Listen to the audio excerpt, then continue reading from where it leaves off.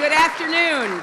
Please be seated and welcome to the State Department, to the Benjamin Franklin Room. Vice President Biden and Dr. Biden and I are delighted to be hosting this luncheon for a very special guest. Chancellor Merkel is someone who has proven to be an extraordinary leader, not only on behalf of her country, but on the world stage on so many issues that matter greatly to the United States and all those who love and cherish freedom and peace and opportunity for all. She is receiving, as you may have heard, the Presidential Medal of Freedom from President Obama today, and that is a recognition as our nation's highest civilian honor. She has ensured during her time in public life on behalf of Germany that her country is a force for all of the values that we hold so dear together. And our alliance is in extraordinary shape. And as we live through these very quickly changing times, it is very good to have a partner at the helm of Germany who is working with us to resolve a lot of the issues and solve the problems that we face together. I first met the Chancellor a long time ago, back in the 1990s. She was not yet Chancellor. I was not yet Secretary. And we actually were on a television show, an interview show together in Berlin. And she was introduced to me as a young woman who will go far. And that certainly proved to be true. When she was addressing 2 years ago the joint session of Congress, she made such an indelible point of talking about the transition she had lived through and exemplified in her own country, tearing down a wall made of barbed wire and concrete, and now in the 21st century, having to tear down the walls in our minds, walls of short-sighted self-interest and walls between the present and the future. Well, we have a leader for both the present and the future with us today. And it is my pleasure to introduce another leader who I've known even longer than I've known the Chancellor, and that is our wonderful Vice President, Joe Biden.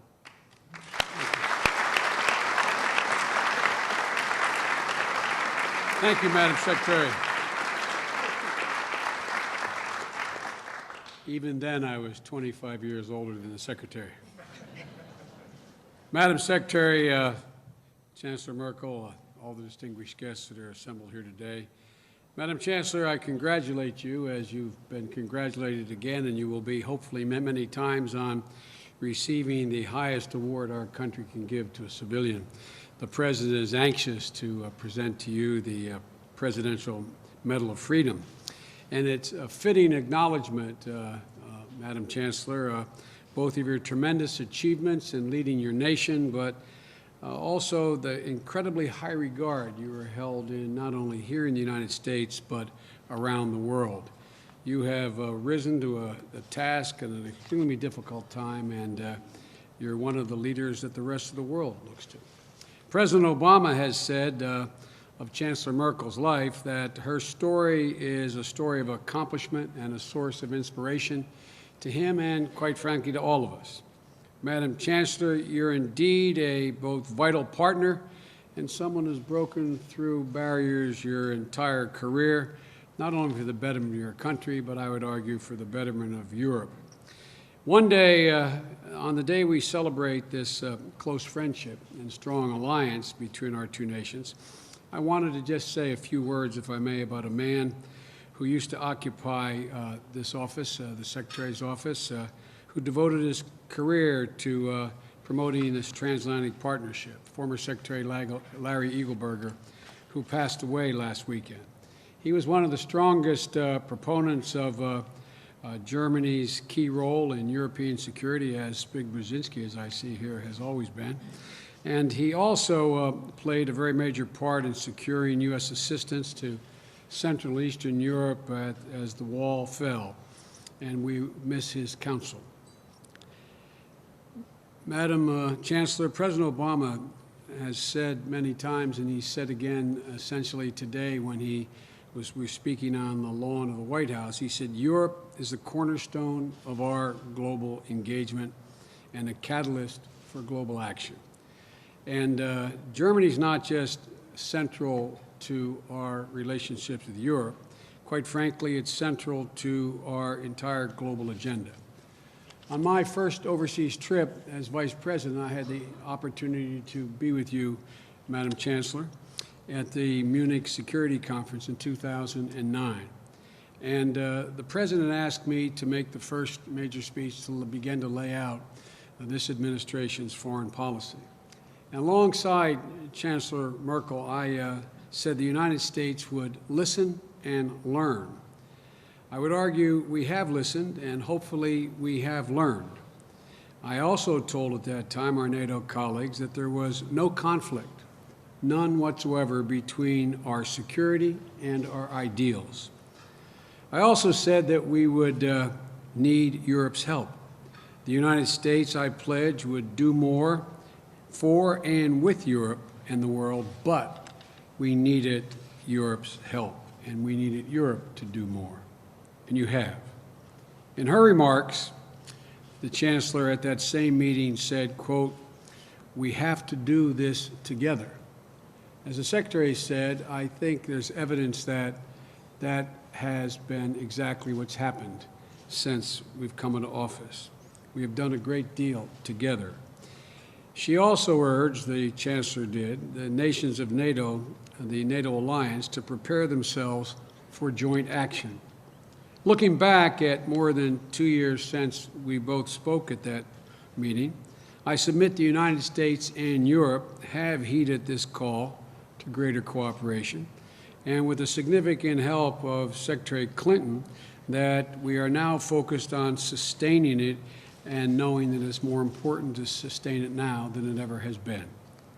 As we stand together in Afghanistan to try to stabilize that country and work to counter proliferation threats from Iran, as we recover from this global financial crisis and support the citizens of the Middle East and North Africa, struggling for a greater opportunity for liberty and democracy, as we provide assistance to the people of Japan and Haiti, Kosovo and Bosnia and beyond, the United States and Europe not only are talking about cooperation and engagement, we are actually cooperating and engaging, in no small part because of your leadership, Chancellor. It's not just the policies and values that we share. That's not the only thing that unites us. There's an incredible kinship. Now, Madam Chancellor, I'm sure you've been told this before, but a full 1/4 of all Americans claim to be of German heritage. 1/4. And I imagine 100% of this room this afternoon claims that. German Americans have enriched the United States in countless ways and excelled in every single facet of American life, business to arts, politics to sports, in every single aspect of American life. And together, Germany and the United States are planting the seeds to grow these links for generations to come. It's no accident that the United States is a top destination for German high school students. And it's also no accident that Germany is a top destination for American high school students studying abroad. Our friendship and our shared values and our common heritage enrich both our nations, and I would presumptuously suggest enrich the world. So I'd like to offer a toast, if I may. Here it comes. Thank you. I'd like to offer a toast. Our friends, our partners, our allies, may our close cooperation continue for generations to come. And welcome. The floor is yours. Thank you.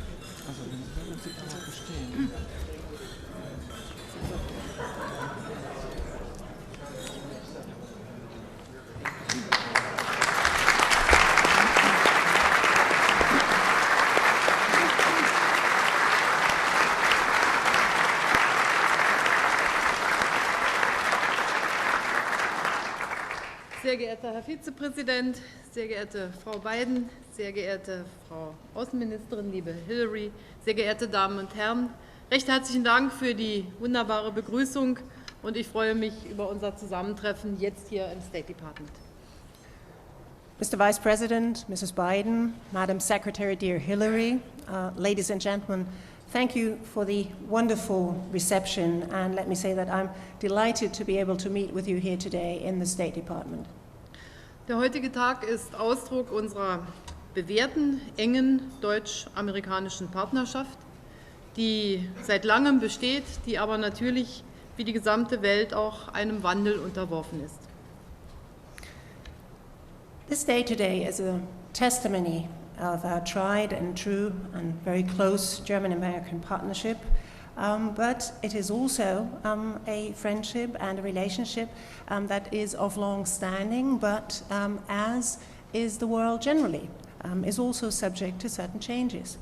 Und so haben wir nach dem Ende des Kalten Krieges, nach der deutschen Vereinigung, heute neue Aufgaben zu bewältigen und das tun wir in großer Gemeinsamkeit.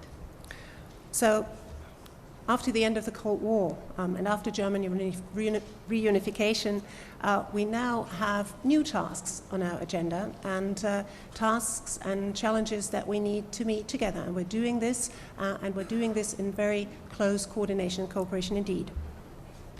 Wir beschäftigen uns heute mit einem Wandel in einer anderen Region, im Norden Afrikas, den wir erfolgreich gemeinsam gestalten wollen. Wir wollen Afghanistan stabilisieren und wir wollen einen Beitrag dazu leisten, dass es keine nukleare Bewaffnung des Iran geben kann.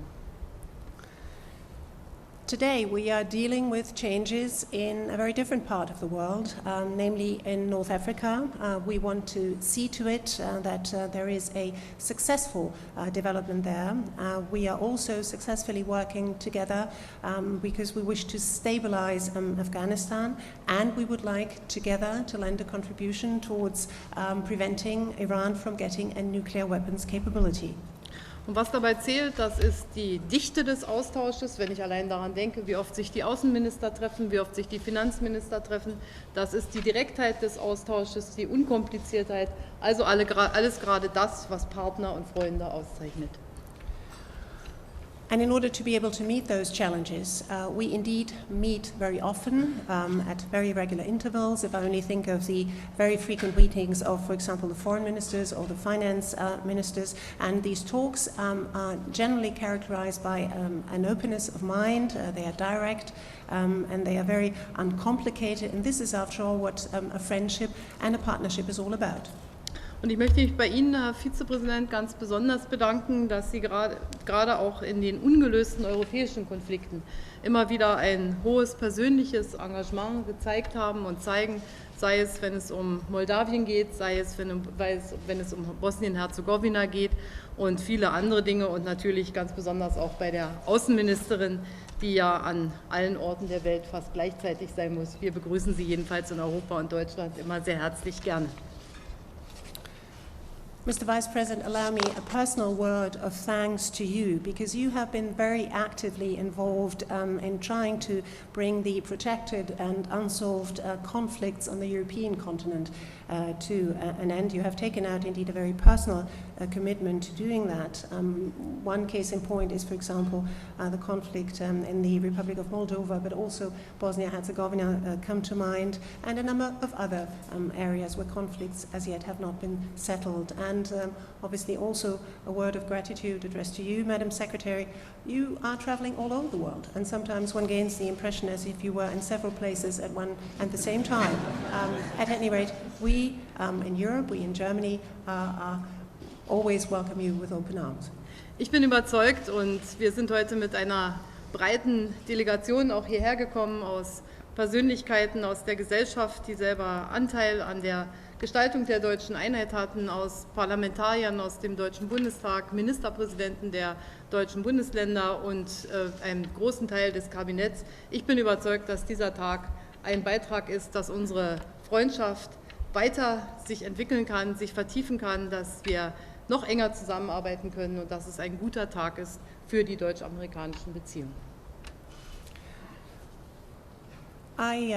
I'm absolutely convinced that indeed we will continue to work very closely together. If you look, for example, at the composition of my delegation, you will see that it is a very broad-based one. There are people in my delegation from all walks of life, particularly also people who have had a share in making German unity possible. You also have a number of members of our German Parliament, of the German Bundestag, with me in this delegation as Minister Presidents of the German Länder, and also a fair number of members of my cabinet. And all of this leaves me convinced that today will lend another very important contribution towards strengthening our friendship, deepening our friendship, and making our relations even closer. And I think we will continue in this very good spirit in the interest, and this is what I think this day is going to be about too, in the interest of enhancing further German-American relations. Und zum Abschluss sei mir jetzt gestattet, ein etwas scherzhaftes Geschenk zu überbringen. In conclusion, allow me, I have a little gift here, and you may take it in a playful mode, Madam Secretary. Ein solches Geschenk ist überhaupt erst möglich, seitdem Frauen in der Politik auch was zu sagen haben. And actually, it is a very fitting gift because it's a gift that is only made possible by the fact that women now have also their say in politics. Als nämlich Hillary Clinton bei mir im Kanzleramt zu Besuch war, da sahen wir ziemlich ähnlich aus und dann gab es in einer großen deutschen Zeitung, der Frankfurter Allgemeinen, ein Ratespiel Who is Who. Und die Lösung des Rätsels ist auf der Rückseite auch verankert, damit du, liebe Hillary, nicht durcheinander kommst. When Hillary